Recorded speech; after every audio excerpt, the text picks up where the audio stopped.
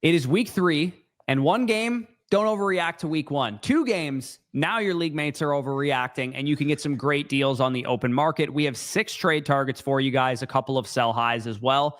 Last week, we talked about Isaiah Pacheco, Bucky Irving, Nico Collins, Drake London, Devontae Smith, Tedero McMillan, all still good buy lows right now. So we won't talk about them in today's video, but from last week's video, they are still good buy lows at the moment. Danny, you want to get kicked off with your first trade target for week 3?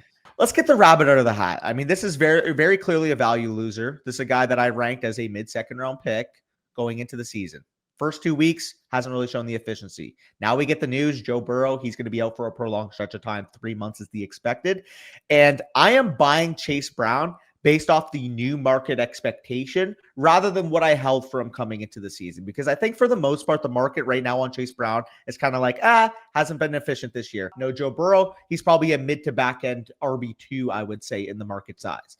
That's where I disagree. I think based off his usage alone, he needs to be at minimum a top 12 to 15 running back on the market. So if you can get him for cheaper than that, because the box score hasn't flashed, because he hasn't looked as good as last year, sign me up. Because with Chase Brown, you're still getting 72% of the Bengals snaps and 97% of the team carries thus far. The 3 non-Chase Brown carries on this team, Corey, have come from Jake Browning and Joe Burrow. So in terms of the backfield, like this is Chase Brown's backfield. And on top of that, out of all Bengals touches this year, he has all but 2 of them, 2 targets that went to Samaje Perine. So this is the definition of a bell cow. And we haven't really seen the passing game usage that we saw from him last year. Only 45% of the routes so far, only 3 targets each in the last 2 games. But I think that's going to go up moving forward. With Jake Browning in 2023, we saw in the back half of the year, week 11 on, once he became the starter, Joe Mixon averaged 5 targets per game, and the offense kept steady with Jake Browning under center. I would argue that Jake Browning is one of the better backup quarterbacks in the league based off the stretch of time we've seen him as the starter for the Bengals. So realistically, when I look at it, yeah, sure, the upside to scorch, be a top 3, top 6 running back, probably out of the range of outcomes with Chase Brown at this point. But if your league mate, like I said, is concerned, doesn't view him in the top 15, kind of views him as a mid to back end RB2, to me, he's the perfect RB2 to pair with a workhorse. Say you got Bijan, you got Jahmyr Gibbs, you got Saquon Barkley, you got a guy like that as your RB1, and maybe you did a hero running back draft strategy in your draft. You waited until the 6th or 7th round, maybe grabbed an RJ Harvey. If you can go and get Chase Brown to be the RB2 of your team next to one of those workhorses, I think that's the perfect role for him moving forward.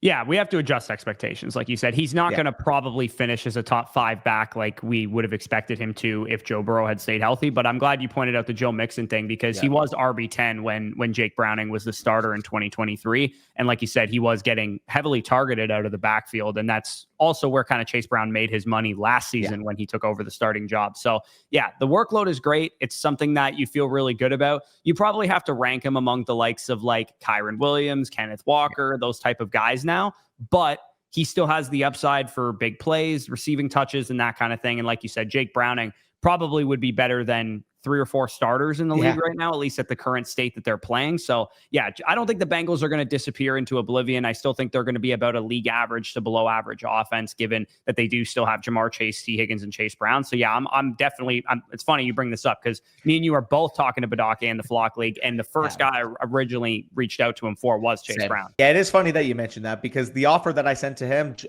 with Badaki, he lost Joe Burrow, obviously, for that prolonged stretch of time, had Joe Burrow and Chase Brown on the same team. So losing Joe Burrow, I ended up offering him Jaden Daniels plus Jalen Warren to try and get Dak Prescott plus Chase Brown off of his team. So that was the offer I made to him. He wasn't quite down to do that, but if you can get a deal structured like that done, especially if you need a running back, I think that makes a ton of sense. Yeah, for sure. And like you guys can see, courtesy of our trade finder, a couple of the deals that went down for Chase Brown. Somebody sold Nakua for Marvin Harrison and Chase Brown. Again, Nakua is the wide receiver 1 in fantasy right now. So you could argue either side of that. Garrett Wilson was sold with J.K. Dobbins for Chase Brown and Rashee Rice. I think if you're in a winning position, you're 2-0, something like that, that would make a lot of sense. But pivoting over to my first buy, and it does kind of piggyback off of one of my buys last week because I did talk about Devontae Smith, and now I'm going to talk about A.J. Brown. The reason I didn't talk about A.J. Brown last week is because A.J. Brown looked like he wasn't healthy, hamstring issue in that first game. What I think of A.J. Brown is a high-end wide receiver 2, low-end wide receiver 1. My opinion on A.J. Brown hasn't changed a ton because the Eagles are run-heavy, which we kind of expected them to be going into the season, but he's currently producing as the wide receiver 82 in PPR points per game right now. And through 2 games, the Philadelphia Eagles have a 37% neutral pass rate. Yeah. Hurts has thrown just 45 total passes. Hurts and the Eagles, yes, they're a run-heavy offense. Hurts and the Eagles, yes, they're probably not going to ever be a pass-heavy offense unless some catastrophic injuries happen to the defense, to Saquon Barkley. But A.J. Brown had a 38% target share last week. He looked like himself, and the Eagles cannot be this unsustainably run-heavy. They're also running the slowest paced offense in the NFL through 2 games, 31.5 seconds per snap, by far the slowest paced offense in the league. Last year, they were historically low as a pass volume offense, and they were still 48% neutral pass rate, 29.5 seconds per snap. So even if they're still a bottom 5 offense in terms of pass rate and pace of play, it's going to regress a little bit. The pass attempts are coming by low on A.J. Brown, by low on Javonte Smith. Their next 3 opponents, Rams, Bucks, Broncos, all can score points. And in terms of neutral pass rate against their opposing defenses, 56, 63, and 57% dating back to week 1 of last year, including these first 2 weeks. So if you can take A.J. Brown, or if you can take, Brian Thomas, T. Higgins, Ricky Pearsall, Calvin Ridley, Brian Thomas, Kenneth Walker for A.J. Brown, Chuba Hubbard, I'm still treating A.J. Brown as a low-end wide receiver 1, high-end wide receiver 2 type of producer, even despite some of the concerns that we have. I agree with it in premise. Again, the Eagles will throw the football more. There is going to be more volume moving forward, but there are a couple things that I do disagree with the buying sentiment in terms of the case for A.J. Brown solely. I don't think he's playing at the level that we expected, because you mentioned he kind of looked like he was back in week 2. I don't think he looks like A.J. Brown yet. 5 catches, 27 yards. You got the targets. The targets is the main thing. If he keeps earning that volume and then does get healthy, does look like himself, obviously we're betting on that moving forward. But that is the one thing I disagree with. I don't think he looks like himself yet. I also have question marks in regards to Kevin Patullo calling the shots. Kellen Moore at this point, a much more proven offensive mind. I just really need to see it with the Eagles, but I agree with you in the sense that if A.J. Brown isn't being valued in the top 15 of wide receivers, I'm buying in, but I do think the concern is warranted. Yeah, I mean, he's still in my top 12, so I guess I'm just a little bit higher. Yes, we haven't seen it with the Eagles yet, but that's why there's a buying window, because if we see it, then it's gone. Your buying window is cooked, and you have to pay a wide receiver 1 price tag for this dude. Well, we've never seen it with Kevin Patullo. That's basically the point I'm making. Coordinator generally is going to take a little bit of time to get his sea legs under him. So I'm just not worried about this offense, really. Yeah. Realistically, I want to buy in on it. Hurts, AJ, Devontae Smith, all of them, I'm buying in on it. Yeah, and again, if you can get him at a little bit of a discount, I'm fine with it. I do have him as my wide receiver 12, but wide receiver 12 in the sense that he is the top of a 9-man tier for me. Yeah, that's totally fair. So who is your number 2 option here? And spoiler alert, we got 2 rookie running backs coming in a row here. Yeah, 2 rookie running backs in a row. TreVeyon Henderson, running back of the New England Patriots. And he's been a victim of usage and usage alone. Because when you actually look at his touches in the first 2 games, 4.63 yards per carry, very efficient, looking good. 6.75 yards per target. They have a plan for him when he is actually running routes and getting targets out of the backfield. The efficiency thresholds that we needed from TreVeyon Henderson, we've seen so far from this young talent. The issue, though, 16 combined touches in 2 games. Guys, he's not playable in your lineup yet if he's going to be averaging 8 touches per game. However, until TreVeyon Henderson is a starting lineup player for whoever drafted him, you'll have an opportunity to make their best offer, because in week 3, if TreVeyon Henderson goes out there, touches the ball 15 times, looks good, potentially scores a touchdown, you won't have another chance to buy TreVeyon Henderson as the season goes along. This is the one chance you have to potentially buy a league winner at running back. He's still the elite talent that you drafted him to be. It's just a matter of when, not if, he's able to strangle this backfield away from Rhamondre Stevenson. The offense looks good, man. Drake May looks like the quarterback that we were promised, looks like that quarterback that's going to be taking that superstar step. And like I said, the minute that TreVeyon Henderson becomes a full-time player, we're talking a league winner. Especially, again, if you started 2-0, you have leeway. You have guys that are producing right now in your lineup. And the guy who drafted TreVeyon Henderson, maybe he's 1-1 with a low point score. Maybe he's 0-2 and he's looking for his first win. If you can go and you get TreVeyon Henderson for even 90 cents on the dollar right now, we're talking a guy that come week 17, championship week, could be a top 5 to 8 running back in fantasy. Yeah, especially if you have a guy to offer the TreVeyon Henderson manager at running back who's producing right away. J.K. Dobbins. Javonte Williams, J.K. Dobbins, DeAndre Swift getting the touches.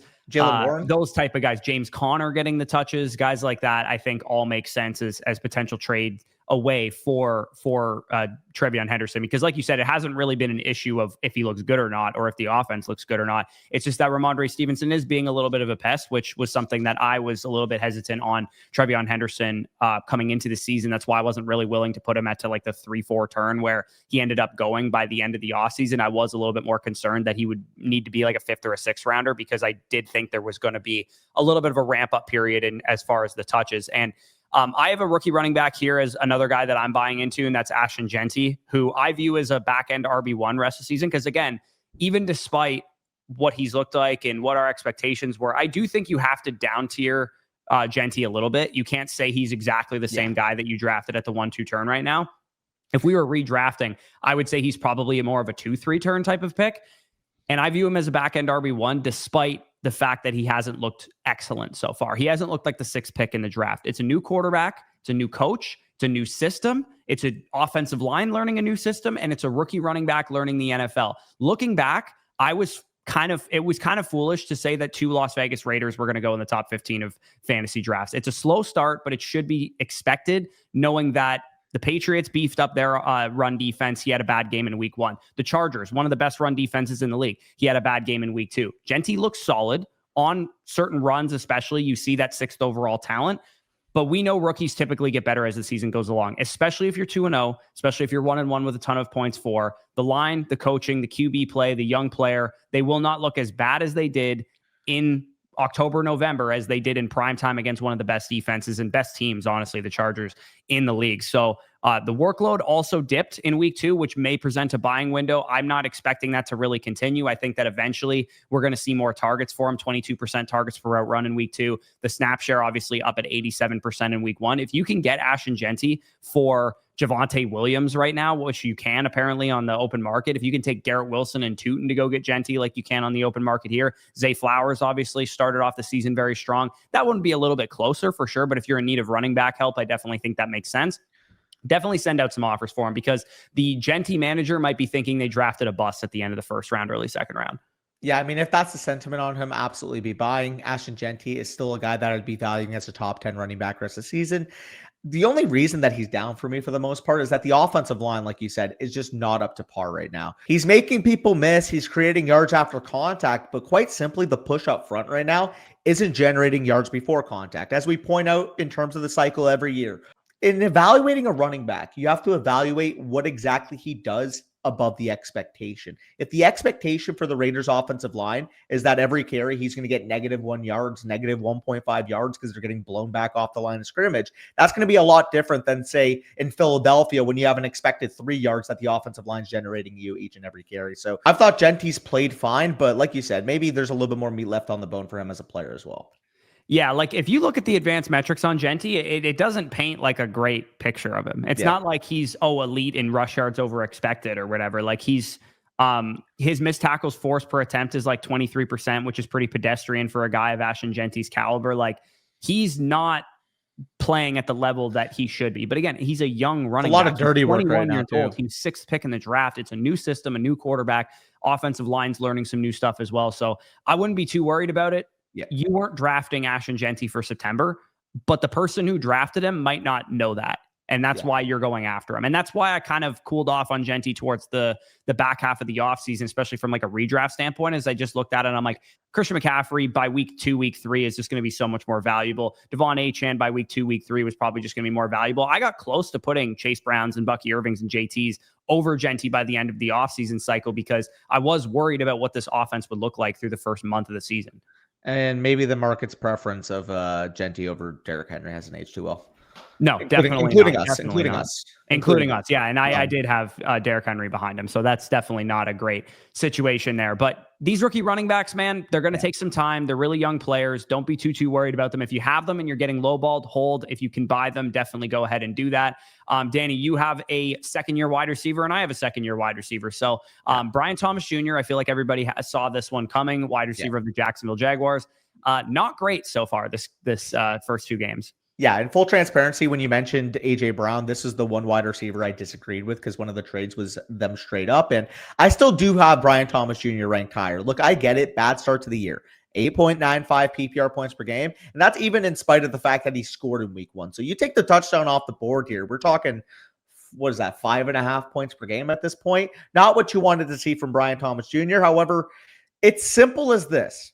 He hasn't played like himself to start the year, but you can echo that home with the fact that Trevor Lawrence right now, his connection with his top 2 wide receivers, Brian Thomas Jr., Travis Hunter, simply hasn't been there. If you look at the Jaguar stats right now, Corey, Trevor Lawrence's passer rating with anybody but BTJ or Travis Hunter is over 100. With those two specifically is under 50.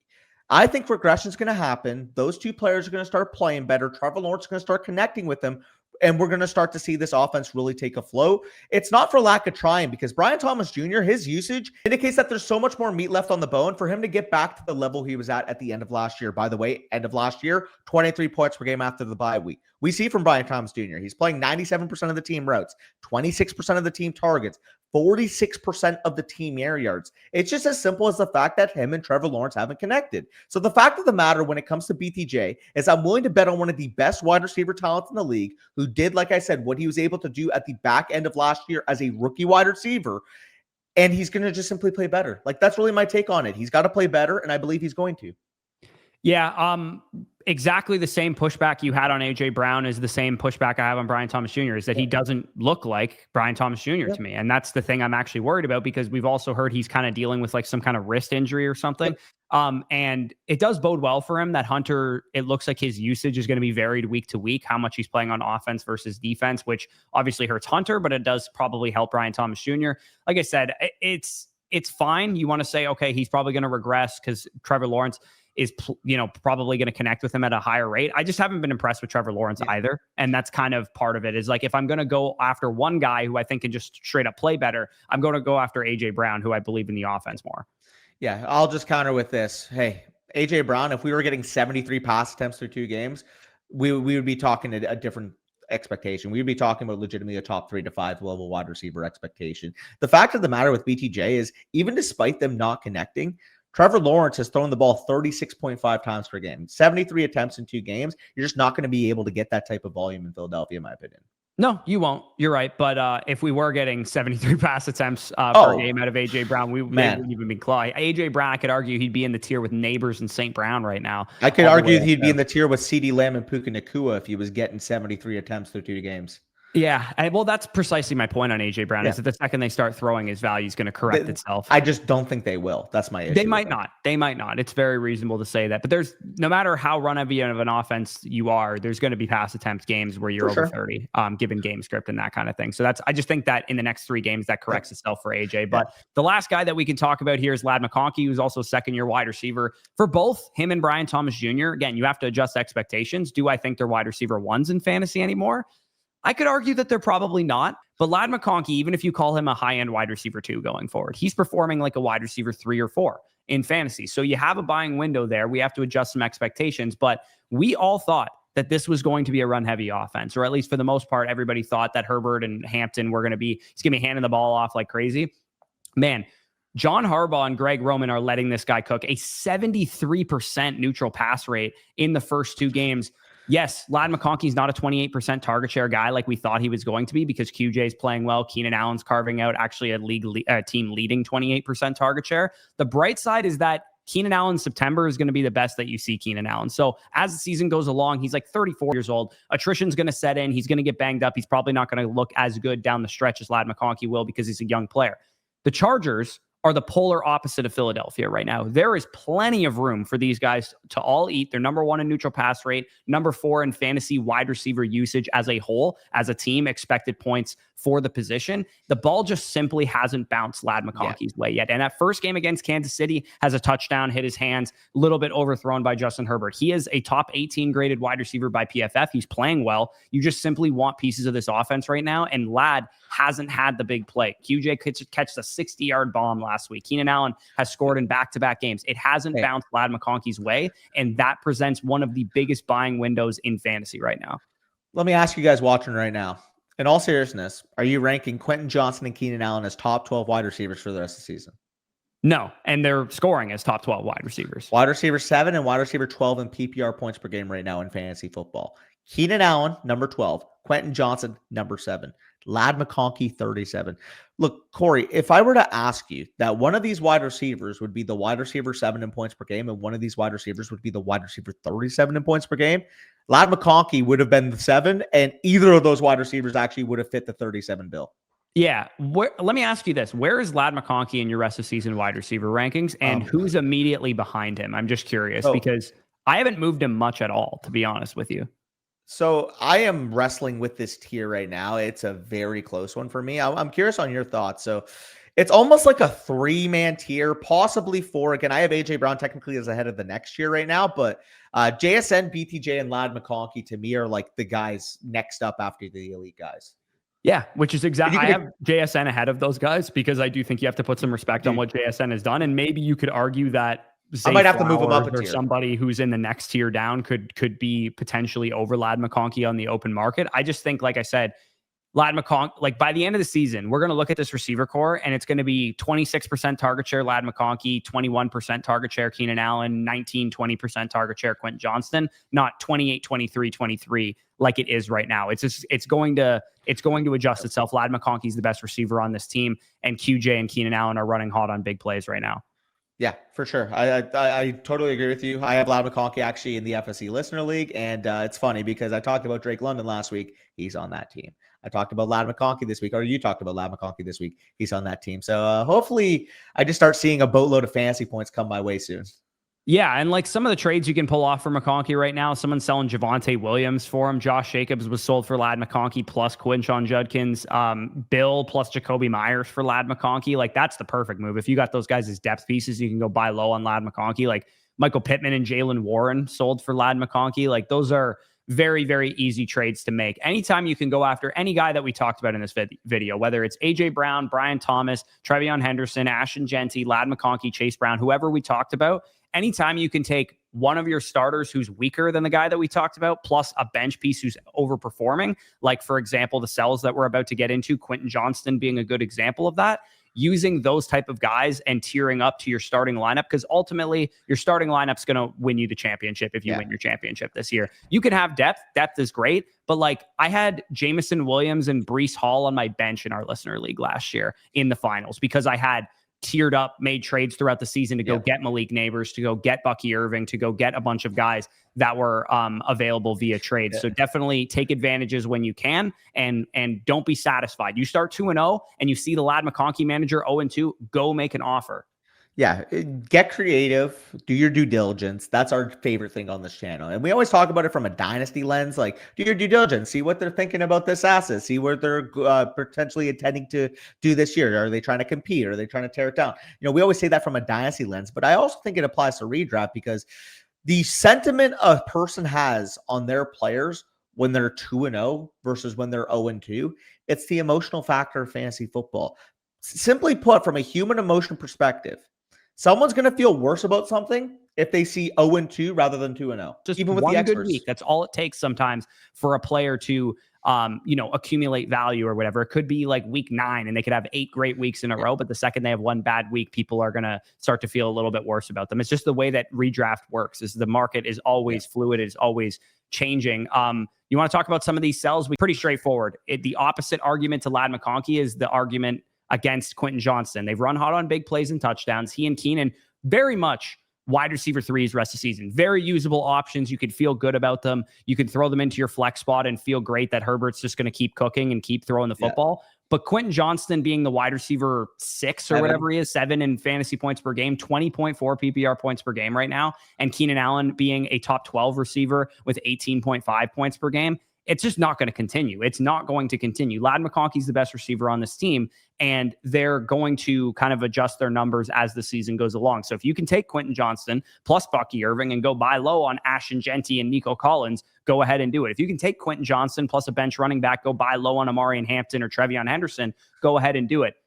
Quentin Johnston was sold plus Jerome Ford for James Conner. If you need a running back, that definitely makes sense as well. So using these guys, spike week, flex type of production, bench type of producers as tier ups, that's exactly what we always strive to do on this channel. Yeah, and I will just echo that point with Rhamondre Stevenson. It's funny because you talked about with QJ, your buy was obviously McConkey. Same thing. I have TreVeyon Henderson as a buy, meaning, of course, Rhamondre Stevenson has to be a sell because he actually had a really big game, over 21 PPR points, 5 catches, 88 yards, which, by the way, could you imagine in TreVeyon Henderson in that role? I'm salivating even thinking about it. Realistically, what it comes down to with Rhamondre Stevenson, he's providing a fine floor right now. People think that he's potentially even a startable lineup option. Like, I'm sure people are looking at Rhamondre Stevenson, seeing the 21 points and thinking, oh my God, that's an actual usable running back in a landscape that there's not many usable running backs. You get to running back 30, running back 31, running back 32. There's not many people that you can trust to plug into your lineup. The sentiment on Rhamondre Stevenson right now is that he's one of those guys that you can actually plug into your lineup. So if you can sell him high on that, you should have better options. Even if you have like Javonte Williams, Travis Etienne, guys like that, you should have 2 or 3 other startable running backs, but maybe somebody in your league doesn't. And they're looking at Rhamondre Stevenson as their savior out of their 0-2 hole. Oh shit, Rhamondre Stevenson, I can put into my lineup. I want to win my game. I want to win in week 3. I want to get to 1-2. And if people have that type of short-term gratification, dude, you might even be able to add on a piece of Rhamondre Stevenson and get his backfield mate with TreVeyon Henderson. Yeah, no, absolutely. Like we talked about last week, Javonte Williams and J.K. Dobbins and some of these guys that have short-term appeal. Jordan Mason also now has short-term appeal given the Aaron Jones injury. Yep. Using short-term appeal to get long-term value is something that's really underrated in redraft, especially as it relates to some of these rookie running backs, Amarian Hampton, TreVeyon Henderson, RJ Harvey, guys like that, where you could potentially sell high on a Rhamondre Stevenson who's giving somebody production right now and just sell them straight 1-for-1 for RJ Harvey, who could give you production in the future, especially hopefully you're 1-1 or 2-0 and you feel good about your team and feel good about your depth. So that's definitely something that makes a lot of sense. Like you can see Rhamondre Stevenson was sold straight up for Chuba Hubbard in one deal, like absolutely ridiculous type of trade offers that you can make happen. Rhamondre Stevenson and Terry McLaurin, some of these deals sold for Jackson Smith and Jigba. Like these are easy trades to make if you got them on the table. And then kind of just a reissue from last week, guys that we would probably feel comfortable selling: Javonte Williams, Deebo Samuel, J.K. Dobbins. If you have anybody else to add, you can feel free to do that.